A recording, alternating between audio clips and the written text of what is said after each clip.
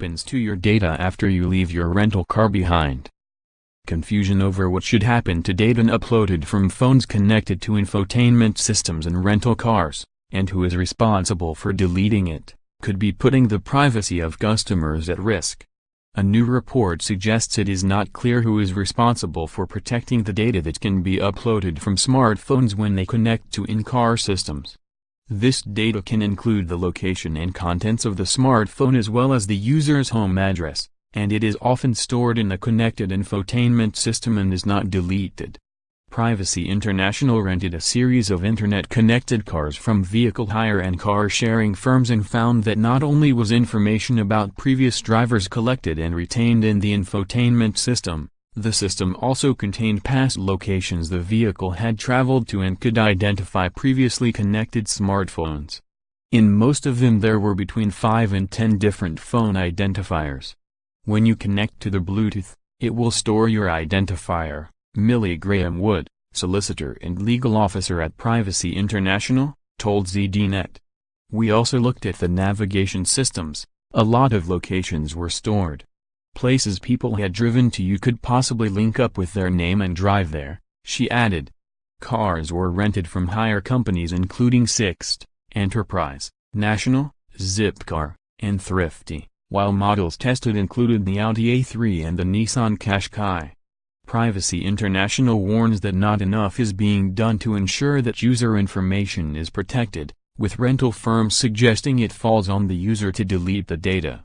The unanimous responses were, not only is it the individual's responsibility to delete their data when they return the rental car, the individual is further responsible for informing other passengers who connect their devices to the car that their data is being stored on the car, and not necessarily deleted, said the What Happens to Data on Rental Cars? report. According to Privacy International, there's no agreement over if the manufacturer or the hire firm is the data controller. Connecting your phone to a rental car could put your data in the hands of other people. Image, iStock. Connecting your phone to a rental car could put your data in the hands of other people. That's a concern. If you don't know who can access it or know who the data controller is, how can you assert your data protection rights when you want that data removed? Said Graham-Wood. One rental company, Thrifty, said it was creating an internal policy on deleting driver information as part of GDPR, while Sixt also said it is working on a policy to cover users and is committed to all matters GDPR. See also, what is GDPR? Everything you need to know about the new General Data Protection Regulations. Enterprise told Privacy International it's the responsibility of the users to ensure the data is deleted from the infotainment system. It is the vehicle user's choice and responsibility to use and remove data via the infotainment options available in each vehicle, the company said in a statement. We cannot guarantee the privacy or confidentiality of such information, and you must wipe it before you return the vehicle to us. If you do not do this, the next users of the vehicle will be able to access this information, Enterprise added.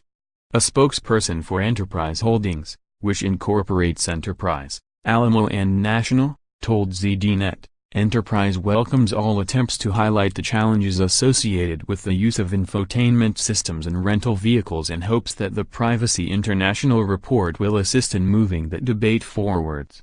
Most of the companies involved say the rules on deleting user information are in the terms and conditions for the car hire, but according to Privacy International, these aren't made clear to users and their passengers. They lacked any form of detail, any form of clarity, and the text was so small. People don't realize that if you're driving with friends and one connects their Bluetooth to the car, you're actually responsible for drawing their attention to the terms of conditions, and no one would do that, said Graham-Wood. Privacy International notes that while some cars appear to give the drivers the ability to perform a factory reset of the car, in some instances the option is difficult to locate and is also not clear on what data will be deleted.